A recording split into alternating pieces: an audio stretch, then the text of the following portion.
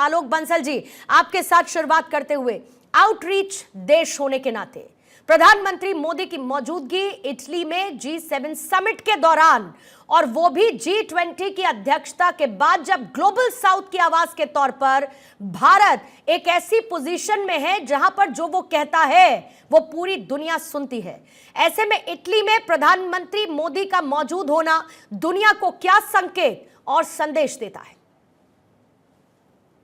देखिए, प्रधानमंत्री मोदी का इस समय G7 समिट में शामिल होना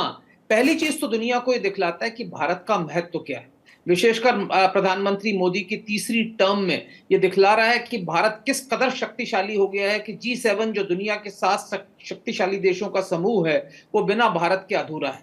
और जिस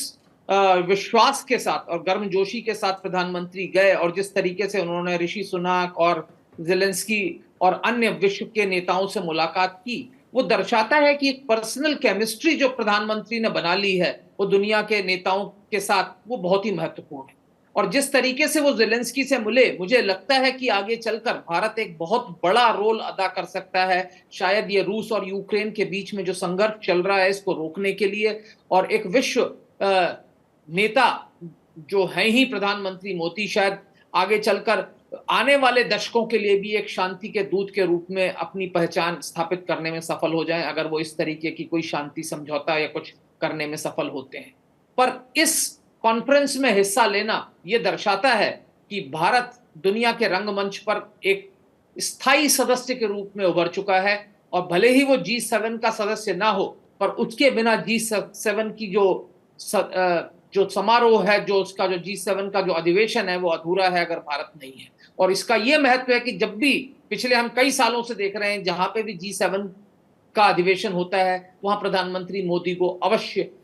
बुलाया जाता है। और पिछले कुछ वक्त में जो धारणा बदली है रविंदर सचदेव सर, क्योंकि अगर मैं इन G7 देशों की बात करूं, ये वो G7 देश है जो अपने आप को इतना महत्वपूर्ण मानते, समझते और बताते रहे हैं कि बड़े बड़े फैसले लेने में इनको लगता है कि यही 7 देश है जिनकी भूमिका महत्वपूर्ण है। लेकिन ऐसे में प्रधानमंत्री मोदी का वहां पर मौजूद होना, इसके साथ ही जॉर्जिया मेलोनी के निमंत्रण पर वहां पर पहुंचना, वो भी तब जब वो प्रधानमंत्री चुने भी नहीं गए थे, उससे पहले ही वो इनविटेशन उनके पास आ गया था। ग्लोबल साउथ की आवाज के तौर पर भारत की मौजूदगी पूरे एशियन देशों के लिए एक कितना बड़ा मैसेज देता है कि उनकी बात भी कही जा रही है एक ऐसे मंच पर जहां पर मौजूद वो G7 देश हैं जो अपने आप को सबसे मजबूत और सबसे महत्वपूर्ण मानते रहे हैं।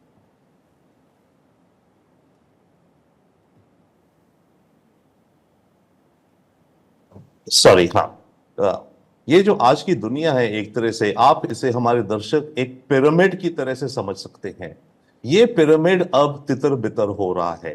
वो जमाना जो पिरामिड के जो ऊपर 6-7 देश थे, वो दुनिया की इकोनॉमी और सारे रंग रूप को तय करते थे, वो जमाना बदल चुका है, बदल रहा है। ऐसे में ऑब्वियसली भारत खुद में भारी भरकम है। हम दुनिया की सबसे बड़ी पॉपुलेशन है, हम सबसे बड़ी पॉपुलेशन, सबसे बड़ी तेजी से बढ़ने वाली इकोनॉमी है 6 से 7% के रेट से। ऐसे में भारत का वहां प्रेजेंट होना एब्सोल्युटली लॉजिकल है, और इसके बिना G7 कहे क्या, दुनिया की इकोनॉमी इत्यादि इनकम्प्लीट है। सेकेंडली, ग्लोबल साउथ की जो आप बात करिए एशिया की, देखिए 2 चीजें, केवल यही नहीं कि भारत जिन मुद्दों को उठाता है वो ग्लोबल साउथ के लिए भी बेनिफिशियल और हमारे अपने देश के लिए भी, right, but at the same time global south के देश कह चुके हैं, फॉर्मली उन्होंने कहा, आपको याद हो पिछले साल जो एक समिट हुई थी फिजी में मेरे ख्याल से, जहां पर वहां के देशों ने कहा था, आइलैंड देशों ने, कि भारत ग्लोबल साउथ का नेतृत्व करे।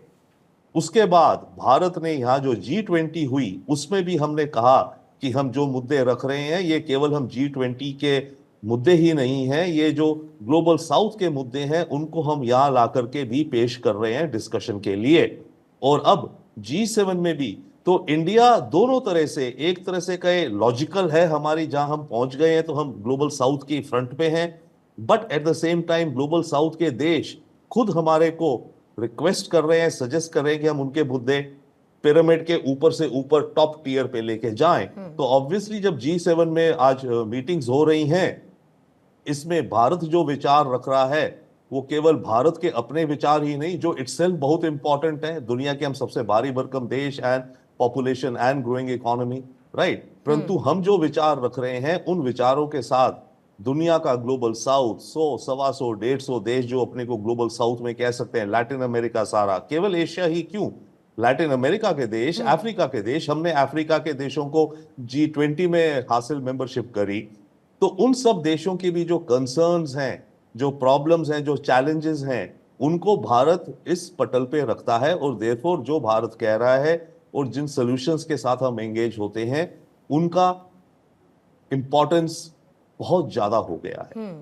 Absolutely sir. आलोक जी, मैं क्योंकि अभी तक की जो मुलाकातें प्रधानमंत्री की हुई हैं, फिर चाहे वो ऋषि सुनक के साथ हुई हो, इमानुएल मैक्रो के साथ उनकी मुलाकात हुई हो, या फिर वोलोदिमीर ज़ेलेंस्की के साथ उनकी मुलाकात हुई, इन तीनों देशों के कंसर्न में ज़रूर मैं एक एक टेक आपका लेना चाहूँगी, लेकिन उससे पहले आलोक बंसल जी, क्या आपकी नज़र उस मोटी रकम पर भी है जो पश्चिमी देश रूस की जब्त की गई प्रॉपर्टीज की यूक्रेन को इस दौरान देने वाले हैं? ये मेरा पूछने का मकसद इसीलिए है क्योंकि हर एक ऐसे मंच पर जहां ये तमाम देश बैठते हैं वहां से रूस को एक संदेश जाता है, और रूस और यूक्रेन के बीच जारी युद्ध के बीच में यूक्रेन को कैसे सपोर्ट ये पश्चिमी देश कर रहे हैं, इसका भी एक बड़ा संदेश जाता है। क्या आपकी नजर उस 41 लाख करोड़ रुपए पर भी है जो ये पश्चिमी देश देने की तैयारी कर रहे हैं यूक्रेन को इस बीच? देखिए, ये तो सबको मालूम है कि ये जो युद्ध चल रहा है ये परोक्ष रूप से पश्चिमी देश रूस के साथ लड़ रहे हैं, और भारत ने अपनी स्थिति हमेशा स्पष्ट की है कि भारत इसमें निष्पक्ष है और भारत किसी भी राष्ट्र का जो डिक्टेशन है वो इस बात पर लेना नहीं चाहता। मेरा व्यक्तिगत रूप से ये मानना है कि इस तरीके से किसी अन्य राष्ट्र की प्रॉपर्टीज को जब्त कर दूसरे राष्ट्र को देना मेरे ख्याल से किसी भी वैश्विक कानून के अंतर्गत उपयुक्त नहीं है, उचित नहीं है। और मेरा यह मानना है कि यूक्रेन भी अब ये मान चुका है और समझ चुका है कि इस तरीके से युद्ध के माध्यम से उसकी जीत नहीं होने वाली और ना ही इस युद्ध का अंत होने वाला है। चाहे वो कितने भी दिनों तक ये युद्ध लड़ता रहे, इस युद्ध से किसी का भला नहीं होने। तो मेरे ख्याल से भारत के पास वो शक्ति है, भारत के पास वो क्षमता है कि भारत शायद इस युद्ध को खत्म करने के लिए कुछ मध्यस्थता, कुछ कदम उठा सके। और प्रधानमंत्री की ज़ेलेंस्की से मुलाकात जो है ये मेरे ख्याल से बहुत महत्वपूर्ण है, क्योंकि बाकी अन्य G7 के जो राष्ट्र हैं वो अधिकतर उसको यही बोलेंगे कि हम तुम्हारे साथ हैं और तुम युद्ध करते रहो। शायद प्रधानमंत्री उनको एक सही संदेश दे सकते हैं कि आप शांति की ओर बढ़ें, किस तरीके से कोई मध्यस्थता स्वीकार करें जिससे कि इस शांति का रास्ता आगे निकल सके। जहां तक सवाल ऋषि सुनक से मुलाकात की है, तो ब्रिटेन और भारत के तो आप जानते हैं हमेशा से बहुत पुराने संबंध रहे हैं, और हम एक जो इकोनॉमिक रिलेशंस है उसको अगले लेवल पर ले जाने की बात कर रहे हैं। और उसमें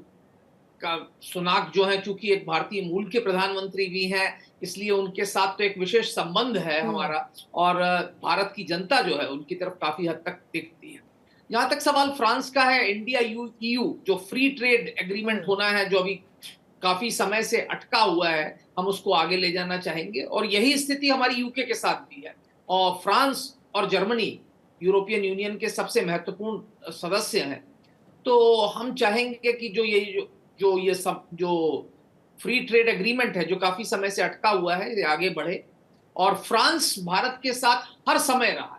चाहे कोई भी मुसीबत आई हो, तो फ्रांस एक ऐसा राष्ट्र रहा है जिसके साथ भारत के विशेष संबंध रहे हैं, और काफी हद तक जब विश्व के अन्य राष्ट्रों से हमारे संबंध खराब भी हुए हैं तो फ्रांस हमारे साथ है। जैसा कि मुझे याद है, जब अटल बिहारी वाजपेयी जी की सरकार ने परमाणु परीक्षण किए थे और पूरे विश्व के हमारे ऊपर प्रतिबंध लगे हुए थे, तो फ्रांस के राष्ट्रपति ही हमारी गणतंत्र दिवस परेड में मुख्य अतिथि के रूप में आए थे, और फ्रांस ने भारत के ऊपर प्रतिबंध नहीं लगाए थे। तो फ्रांस के साथ भी हमारे बहुत ही विशेष संबंध है, और हम चाहेंगे कि ये संबंध और ज्यादा प्रगाढ़ हो, और फ्रांस के माध्यम से और हम जो यूरोपियन यूनियन के साथ जो हमारा फ्री ट्रेड एग्रीमेंट है वो जल्दी से जल्द हो जाए। बिल्कुल। साथ ही साथ फ्रांस, UK हमारे भारत के जैसे ही आतंकवाद से प्रताड़ित राष्ट्र है, और हम चाहेंगे कि आतंकवाद के मुद्दे पर भी हम इन राष्ट्रों के साथ एक सहमति बन सके।